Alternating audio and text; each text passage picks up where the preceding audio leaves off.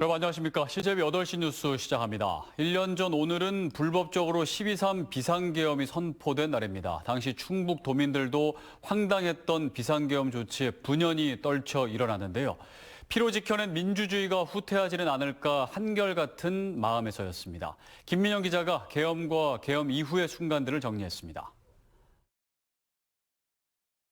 자유 헌정 질서를 지키기 위해 비상계엄을 선포합니다.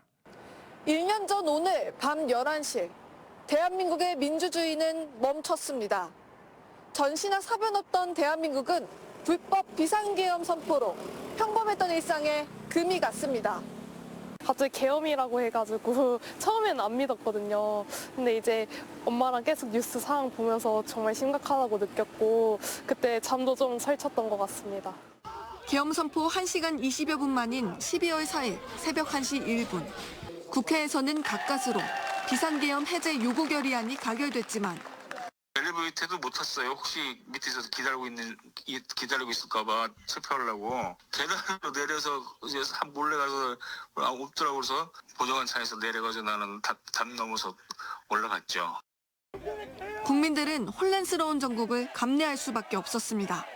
오늘따라 사람이 없어요 이렇게 말씀을 드렸더니 계엄 때문인 것 같다고, 주변에 다른 식당들도 마찬가지로 손님이 없다고 아예 하나도 못 팔고.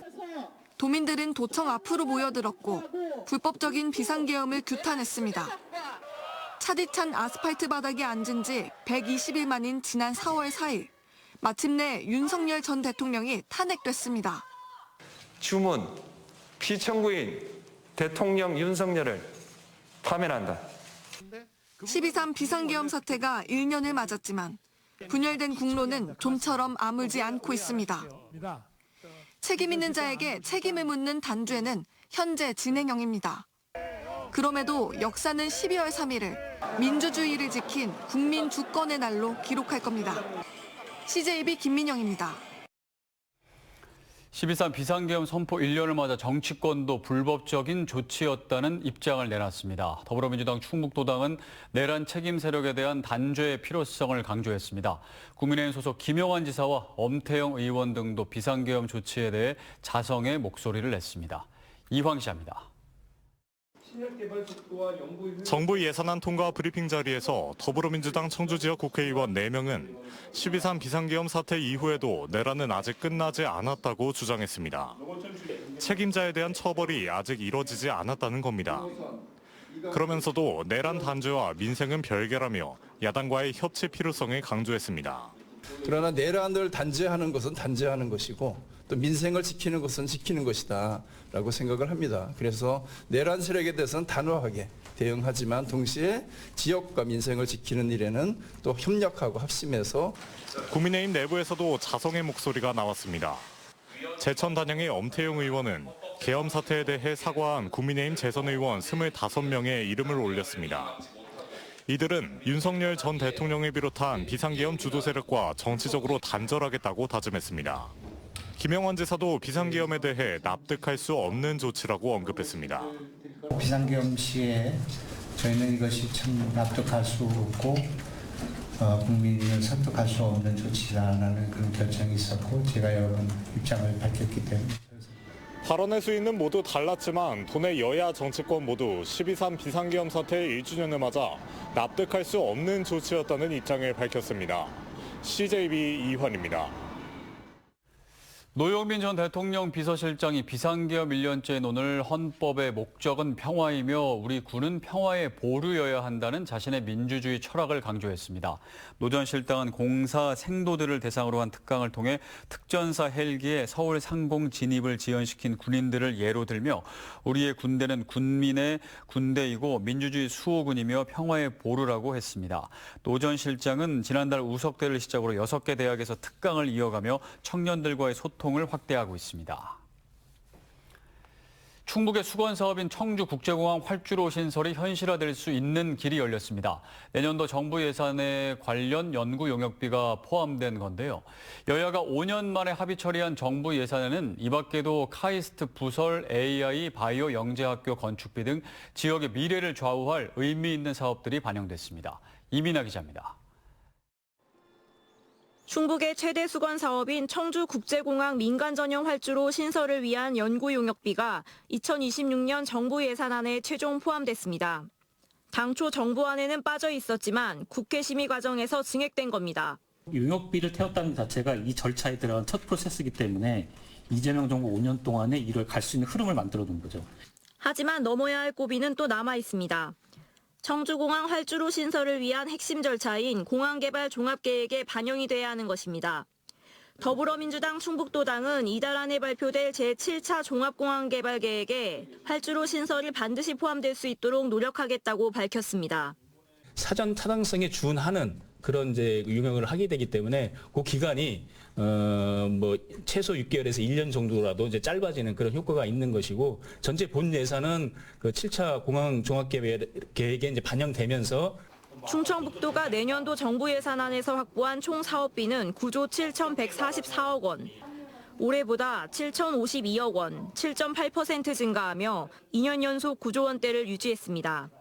미래산업 분야에서도 의미 있는 예산이 반영됐습니다.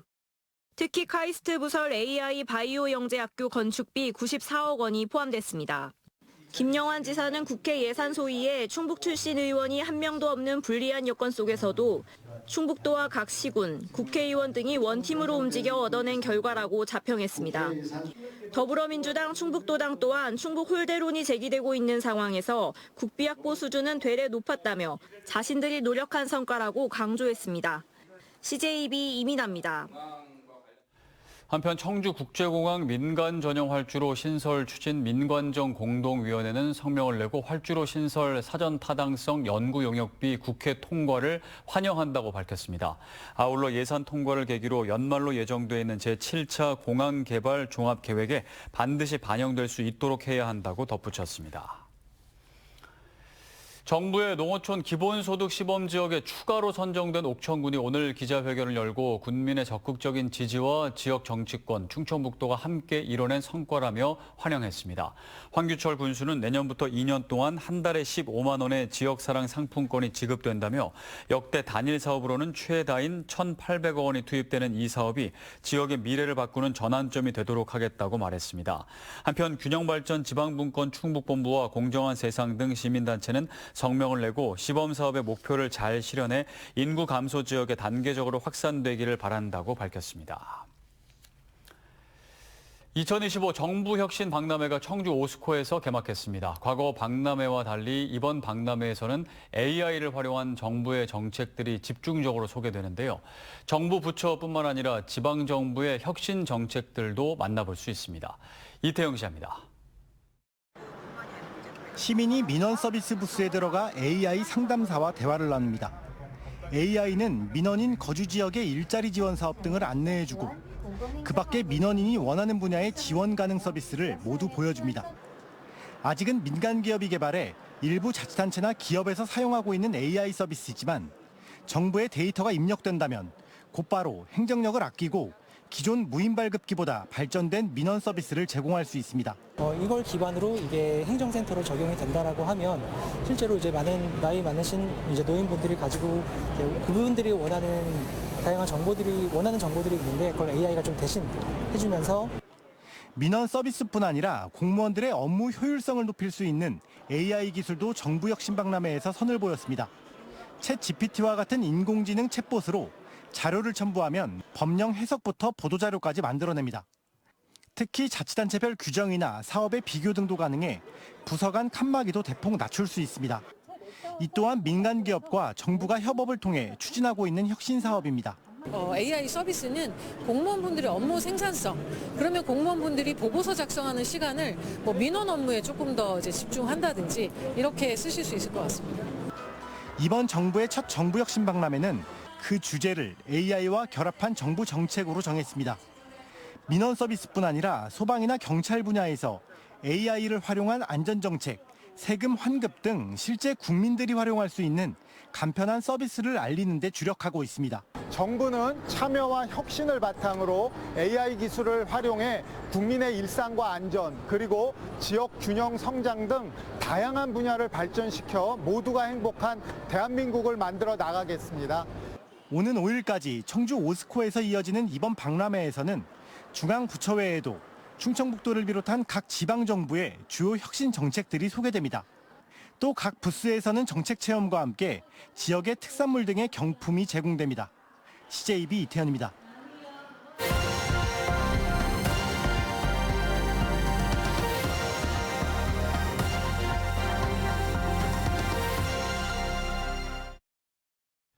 시민들이 관청을 찾아가 민원을 접수하고 상담하는 모습은 이제 곧 옛말이 될 것 같습니다. 일선 공무원들이 직접 맞춤형 AI까지 개발하는 등 인공지능을 활용한 행정이 전 분야에 확산되고 있습니다. KNN 최한솔 기자가 취재했습니다. 경남 양산시청 당직실에 불법 주차 관련 민원이 접수됩니다. 곧바로 AI에 불법 주정차를 입력하면 단속반 연락처에 관련 행정 절차까지 화면에 주르륵 나타납니다. 양산시가 올해 초 자체 개발한 인공지능 플랫폼 양산 AI 온입니다. 최근 3년 동안 시에 접수된 민원 사항을 수집해 단어만 입력하면 맞춤형 정보들이 제공됩니다. 전에는 이제 방대한 자료를 저희가 찾아서 이제 하긴 해야 돼서 시간이 많이 걸렸는데 도입하고 나서는 이제 민원인이 요구하는 사항에 대해서 신속하고 정확하게 대응할 수 있어서 편리해진 것 같습니다. 수만 건의 데이터를 학습시켜 홍보 자료도 뚝딱 만들어내는 양산판 챗 GPT도 개발했습니다. 저희 연차 직원들이 많아서 직원들의 업무 부담을 조금 줄어들 수 있는 방향으로 업무를 개발해보자 해서 AI온을 개발하게 되었습니다. 읍면동이나 민원실에서 직접 활용할 수 있는 민원 업무 AI를 개발하려고 하고 있습니다. 이런 AI 전환은 공무원 스스로의 노력으로 이루어졌습니다. 카페에서 논의가 한창인 이들이 바로 양산시 공무원들로 구성된 인공지능 동호회 회원들입니다. 부모님 모시고 갈 수 있는 식당 추천해줘. 어르신을 모시고 가실 만한 맛집으로 미소를 추천해드립니다. 대표 메뉴는 돌솥밥 한우 구이 정식으로. 양산시 맛집을 찾아주는 AI부터 건축물 조감도를 만들어주는 플랫폼까지 12개의 생성형 AI 플랫폼을 개발해 무상으로 공유했습니다. 실무 공무원들이 직접 맞춤형 AI 개발에 선도적으로 나선 겁니다. 인공지능 기술을 연구를 하는 동호회입니다. 그래서 기술을 알기 때문에 이런 기술을 가지고 다양한 부서에서 활용할 수 있는 생성형 AI 서비스를 만들기 위해 제가 계속 연구를 하고 있습니다. 이들 모두 최근 정부 주관 우수정책 사례에 선정되면서 타 시도의 벤치마킹도 잇따르고 있습니다. 양산시는 AI 정책팀 등을 신설해 AI 대전환 시대에 맞춰 발빠른 변화에 속도를 더할 방침입니다. KNN 최한솔입니다.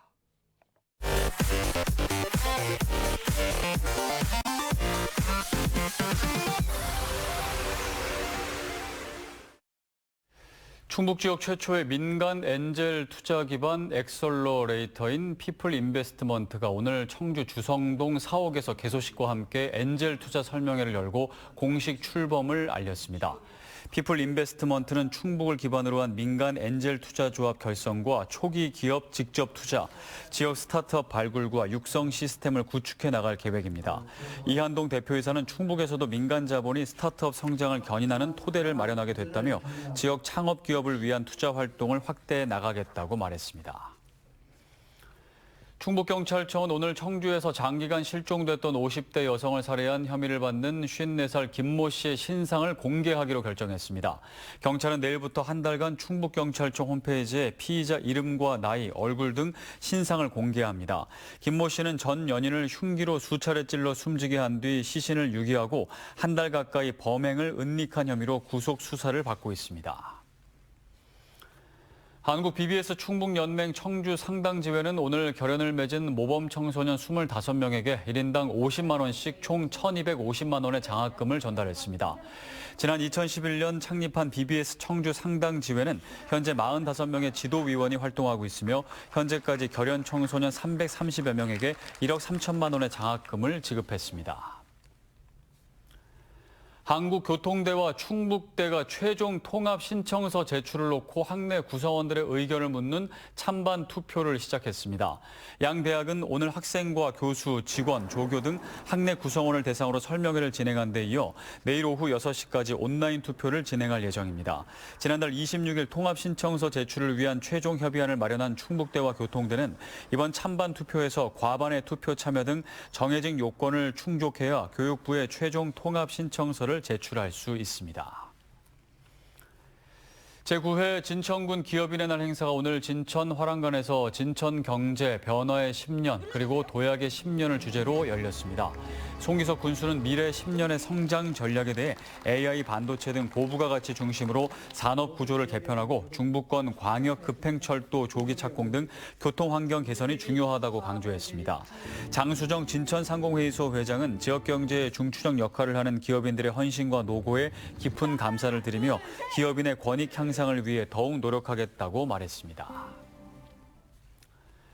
충북 지역 공공의료 확충을 위한 민관정 공동위원회는 지역의사제 도입을 위한 법률 제정안이 어제 국회 본회의를 통과한 것을 환영한다고 밝혔습니다.